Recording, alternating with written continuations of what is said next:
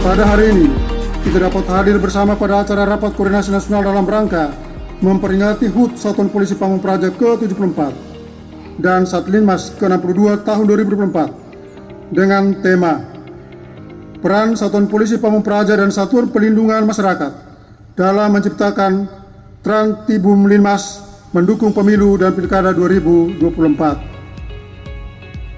Hadirin yang berbahagia, sebagaimana yang telah kita ketahui bersama, tahun 2024 merupakan tahun pelaksanaan pesta demokrasi, di mana pemilihan umum baik pemilihan presiden, pemilihan legislatif, dan pemilihan kepala daerah dilaksanakan secara serentak untuk pertama kali dalam sejarah. Ini merupakan komitmen bersama bahwa untuk menciptakan negara yang demokratis, diperlukan proses pemilihan berdasarkan kehendak rakyat demi mewujudkan negara Indonesia yang adil, makmur, dan sejahtera sebagaimana amanat Undang-Undang Dasar Negara Republik Indonesia tahun 1945. Berdasarkan hal tersebut, rakyat memiliki kedaulatan, tanggung jawab, hak, dan kewajiban untuk secara demokratis memilih pemimpin yang akan membentuk pemerintahan guna mengurus dan melayani seluruh lapisan masyarakat, serta memilih wakil rakyat untuk mengawasi jalannya pemerintahan. Guna mewujudkan hal tersebut, tentunya diperlukan situasi dan kondisi yang kondusif, sehingga masyarakat yang berhak memilih dapat menyalurkan aspirasi politiknya dengan aman, tenang, dan tanpa ada tekanan dari pihak manapun. Apresiasi yang setinggi-tingginya kami sampaikan kepada para Satpol PP dan Satlinmas di seluruh Indonesia yang telah bekerja keras dan berperan aktif dalam menjaga ketentraman dan ketertiban umum serta perlindungan masyarakat pada setiap tahapan pelaksanaan pemilihan presiden dan pemilihan legislatif yang telah kita laksanakan pada 14 Februari 2024 yang lalu. Hadirin yang berbahagia, sebagaimana amanat Undang-Undang Nomor 23 Tahun 2014 tentang pemerintahan daerah, bahwa Satuan Polisi Pamung Praja dibentuk untuk melaksanakan penegakan perda dan perkada, menyelenggarakan ketertiban umum dan ketentraman masyarakat, serta pelindungan masyarakat. Hal ini menunjukkan bahwa Satpol PP sebagai perangkat di daerah mempunyai andil besar dalam menciptakan situasi dan kondisi yang tentram, tertib, dan teratur sesuai dengan kewenangannya dalam penegakan peraturan daerah dan peraturan kepala daerah. Dengan tugas dan fungsi yang diemban Satpol PP dalam menciptakan situasi yang kondusif di daerah menjadi salah satu faktor penting dalam mendukung keberhasilan penyelenggaraan pemilu, seperti penertiban alat peraga kampanye, distribusi logistik, dan hal teknis pendukung lainnya. Selain Satpol PP, terdapat peran penting Satuan Pelindungan Masyarakat sesuai dengan Undang-Undang Nomor 7 Tahun 2017 tentang Pemilihan Umum, bahwa petugas keamanan, ketentraman, dan ketertiban di setiap TPS berasal dari Satlinmas sebanyak 2 personil.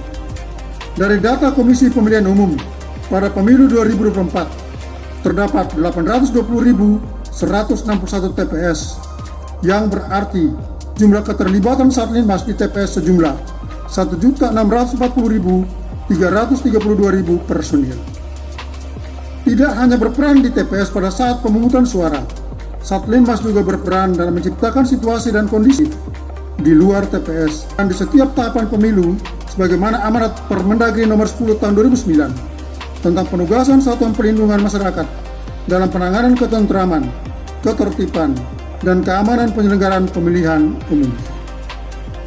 Bapak, Ibu yang saya hormati, dari data pemetaan TPS rawan yang dirilis oleh Bawaslu pada 11 Februari 2024 H-3 sebelum pemungutan suara, terdapat 6.904 TPS yang berpotensi terjadi gangguan Trantibum Linmas.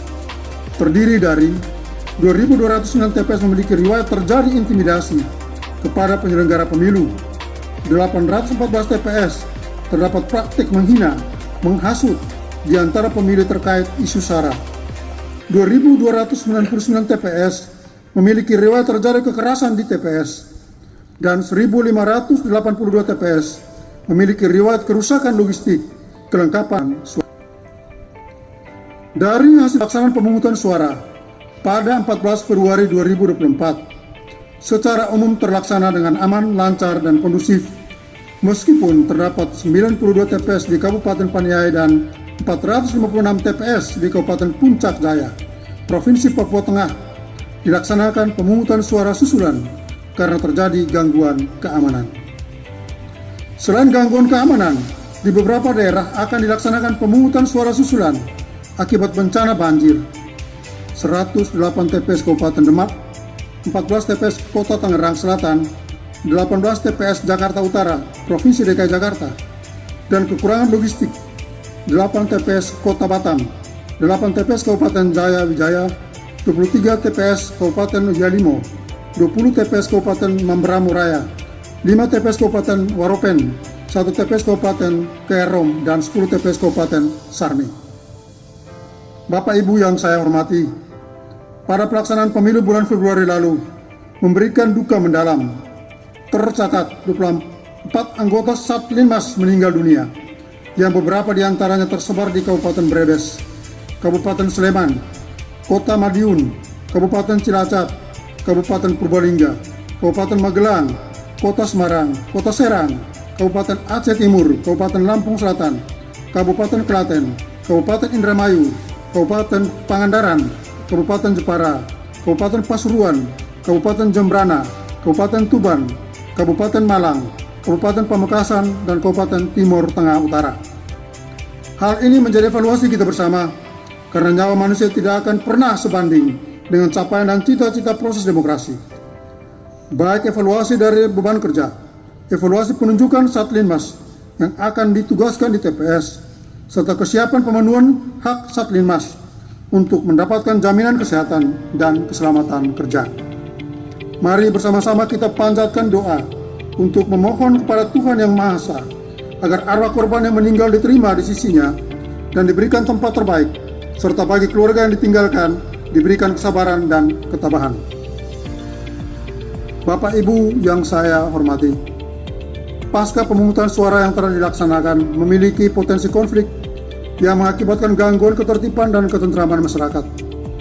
Adapun ancaman faktual pada masa penghitungan suara adalah penolakan hasil pemilu oleh peserta pemilu, provokasi terhadap hasil pemilu, kerusuhan massa, serta teror dan sabotase. Hal ini tidak terlepas dari faktor ketidakpuasan peserta pemilu terhadap hasil penghitungan suara. Saya menekankan kepada seluruh jajaran Satpol PP dan Satlinmas di daerah harus bersikap proaktif mencermati kondisi dan dinamika di wilayahnya demi menjaga stabilitas dan keamanan dengan mengedepankan humanisme dalam pelaksanaan tugas di lapangan. Saudara-saudara di seluruh Indonesia, pada tanggal 27 November 2024 besok, kita akan melaksanakan pemilihan kepala daerah yang terdiri dari 33 pemilihan gubernur dan 415 pemilihan bupati wali kota, yang berarti 80% daerah akan melaksanakan pemilihan kepala daerah. Saya percaya dengan pengalaman penyelenggaraan pilkada sebelumnya, kita memiliki bekal pengetahuan yang cukup untuk mempersiapkan dengan lebih baik. Suatu kebanggaan kita bersama bahwa kita mampu berperan mensukseskan penyelenggaraan pemilihan kepala daerah tahun 2020 walau dalam keadaan pandemi COVID-19. Bahkan sejarah mencatat bahwa penyelenggaraan pilkada tahun 2020 memiliki sejumlah kesuksesan, di mana tingkat partisipasi pemilih mengalami peningkatan, yaitu mencapai 76,13%. Sedangkan dari aspek protokol kesehatan di TPS, tingkat kepatuhan menggunakan masker mencapai 95,96% dan kepatuhan menjaga jarak mencapai 90,71%, di mana capaian ini menduduki peringkat kedua setelah tingkat kepatuhan di bandar udara. Data tersebut membuktikan bahwa pemerintah mengemban tugas yang cukup kompleks dalam membangun kehidupan demokrasi sekaligus melindungi kesehatan masyarakat dari bahaya virus COVID-19. Saudara-saudari sebangsa dan setanah air,